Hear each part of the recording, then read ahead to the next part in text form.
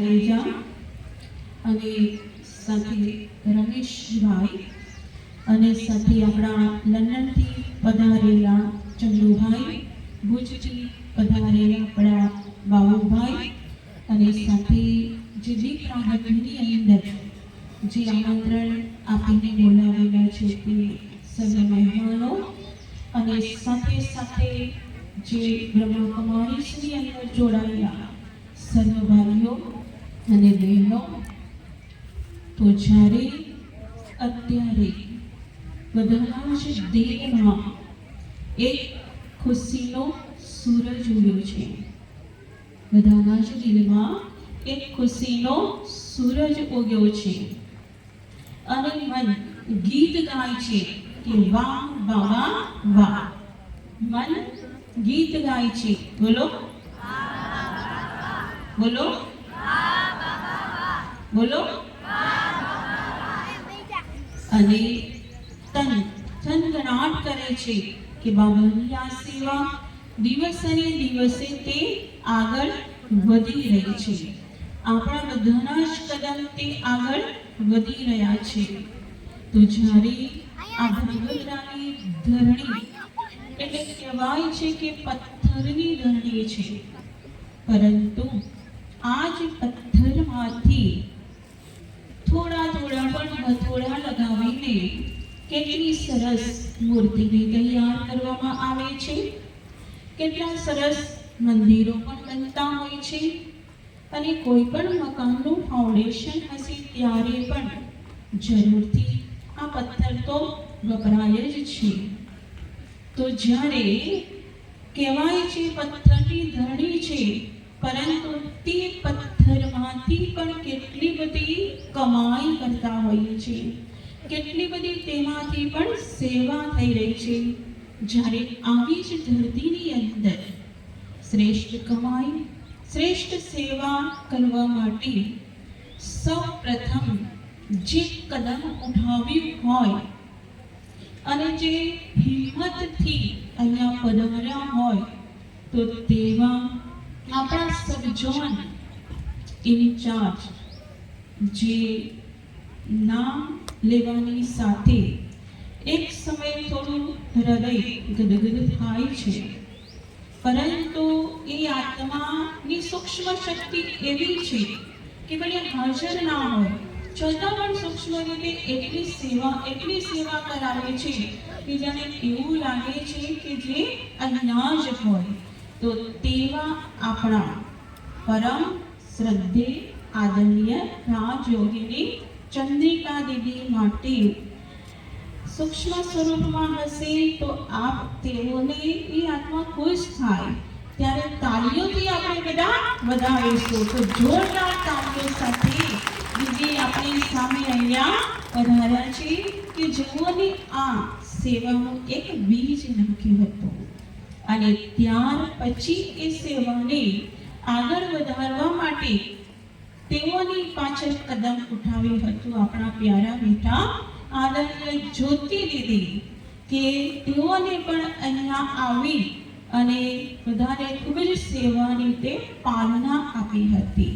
તો દીદી સામે આપણી સામે ઉપસ્થિત જ છે અને સાથે તેઓની પાછળ જ્યારે દીદીઓ તો હિંમતનગર હતા, જ્યોતિ દીદી ખેડબ્રહ્મા હતા અને ત્યારબાદ આપણા શીલાબેન થોડા કરીને બધાને મુખ બતાવશો, બધાએ જોયું નહીં હોય પણ આપણા શીલાબેન છે તો તે અત્યારે માળવી સેવા કેન્દ્રની સેવા કરે છે. તો તેઓને પણ અહીંયા આવી અને સુરેન્દ્રનગરથી અહીંયા આવી અને ખૂબ જ સરસ રીતે અહીંયા સેવા આપી હતી. તેઓની સાથે સાથે બીજા ઇન્દિરા દીદી હતા તો તેઓને પણ અહીંયા સેવા આપી હતી અને તેઓની હાજરીની અંદર જે આપણા ઇન્દિરાબેન કે તેઓ હમણાં થોડાક જ સમય પહેલા શરીર છોડ્યું, પરંતુ તેઓ પણ ખૂબ જ સરસ રીતે સેવા આપતા હતા. તો તે પણ સૂક્ષ્મ સ્વરૂપની અંદર અત્યારે આપણે બધા યાદ કરીશું કેમ કે મન એવું છે કે યાદ કરવાથી ચહેરો તરત જ આપણને યાદ આવી જાય છે, એટલે તે આત્મા તે ચહેરા સાથે વિમર્શ કરી અને તે આત્માને પણ આપણે અંદરથી શુક્રિયા અદા કરીશું કે ખૂબ જ સરસ પાલના કરી. સાથે એક ગીતા પાઠશાળા હતી, બીજી ગીતા પાઠશાળા આપણે પ્રભાબેનના ઘરે હતી. તો પ્રભાબેન આવે છે ને, પ્રભાબેન ઊભા થાવ. તો પ્રભાબેને પણ સરસ રીતે ગીતા પાઠશાળાની અંદર બધા ભાઈ બહેનોને પાલના આપી અને ખૂબ જ સરસ રીતે સેવા આપી હતી. અને ત્યારબાદ સુરેન્દ્રનગરથી આપણા મોહિનીબેન છે, પછી ધનીબેન છે, પછી બીજા આપણા બહેનો કોમલબેન છે, વૈશાલીબેન છે, જયશ્રીબેન છે, અને આપણા અરુણાબેન તો કેમ ભૂલી શકાય. અરુણાબેન ઊભા હતા, બધાને હાથ આમ કરો, બધા જુએ. હા, તો અરુણાબેન પણ અહીંયા આવીને બધા બ્રાહ્મણ પરિવારને પાલના આપી હતી. અને સાથે જે અહીંયાના પણ ભાઈ બહેનો હતા, તો એ ભાઈ બહેનોને પણ એકબીજાને સરસ રીતે પાલના આપી અને બધાએ સેવા કરી હતી. આ પણ આવી ગયા હશો ને, ઈલાબેન ઉભા હતા. 2 મહિના માટે ઈલાબેન પણ પધાર્યા હતા અને તેઓને પણ ધાંગધ્રા આવીને અહીંયા સેવા આપી હતી. તો સુરેન્દ્રનગરથી ઘણા ભાઈ બહેનો પણ શરૂઆતની અંદર આવી અને બધા સેવા આપતા હતા. તો આ રીતે બધા સેવા આપતા જે બીજ ખીદીએ નાખ્યું અને પાછળ બહેનો ભાઈ બહેનો બધા જ 1985-86 થી આ સેવાની શરૂઆત થઈ. તો અત્યારે 40 વર્ષ આ સેવાના પૂરા થયા. તો 40 વર્ષનો પુરુષાર્થ, 40 વર્ષની સેવા પાલના બાદ આપણી સમક્ષ આપણે જોઈ રહ્યા છીએ શિવ બાબાનો ભવન, તપસ્યા ધામ, કે જેની અંદર બધા જ ભાઈ બહેનોએ પોતાના તનથી, મનથી, ધનથી, દિલથી કે જેટલી પણ સેવા થાય એટલી બધા જ ભાઈ બહેનોએ કોઈને કોઈ રીતે પણ સેવા આપી જ છે. અને આપણા ભાઈ ચંદુભાઈ કે જે ધાંગધ્રાના છે પરંતુ રહે છે લંડન, તો તેઓના યુગલ પણ આવ્યા છે. આવો બેન, બધા બધાને સામે. તો બંને જણા યુગલ સાથે અહીંયા આવ્યા છે. તો ધાંગધ્રાના હોય એટલે પોતાના ગામ પ્રતિ તો બહુ જ ભાવના હોય કે અમારા ગામમાં સેન્ટર હોય તો કેટલું સારું, આપણા ગામમાં સેન્ટર હોય તો કેટલું સારું. તો એમની ખૂબ જ ઈચ્છા હતી, એટલે સહયોગની રીતે પણ ખૂબ મદદ કરી. દૂર હોવા છતાં પણ કે બેન ચાલુ કરો, અમે બધા મદદ કરવા માટે તૈયાર છીએ. ત્યારબાદ આ સેન્ટરમાં જે પ્લાન બનાવવાની અંદર પણ આપણા એન્જિનિયર સાહેબ કૌશિકભાઈ તેઓ પણ ખૂબ જ એકદમ નિસ્વાર્થ ભાવથી આપણી આ તપસ્યા ભવનનો જે પ્લાન તેઓને બનાવ્યો હતો. અને એ જ રીતે એમ કે આગળ આ બધી સેવા છે તો તે જોતા આપણે ભવન જોઈ રહ્યા છીએ. તો જ્યારે ભવનની પહેલા સેવા કરી દીધી બનાવવા માટે, પણ ખરેખર સાચી સેવાની શરૂઆત તો હવે થઈ રહી છે.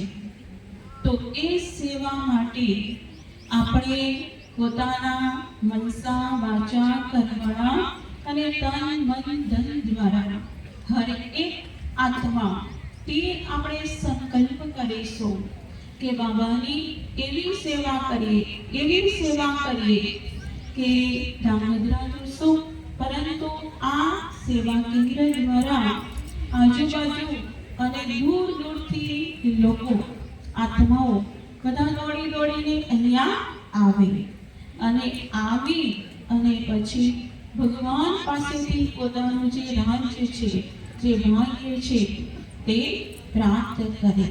એટલે આજના દિવસે જે ઉદ્ઘાટન કરીએ છીએ, પરંતુ મનના એવા ઉદ્ગાર છે, તો એ ઉદ્ગાર સાથે આપણે મમતાબેન અને લીનાબેન તો તેઓની સાથે રહી અને તેઓ તો બહેનો તો અહીંયા રહેશે જ અને રહી અને સેન્ટરને અસ્તિ ખુલ્લું મૂકીએ છીએ કે જે ભાઈ બહેનો અહીંયા એવા પરમાત્માની ઉર્જાથી દોડીને ખેંચીને આવે કે જેના બધી આત્માઓને શાંતિ મળે, સુખ મળે, જે મનની અંદર જે પોતાના મનોરથ છે એ પૂરા થાય, કાર્યમાં સફળતા પ્રાપ્ત થાય, તેવી બધી જ આત્માઓને આપણે શુભ ભાવના, શુભકામનાનો તે દાન કરતા રહીશું.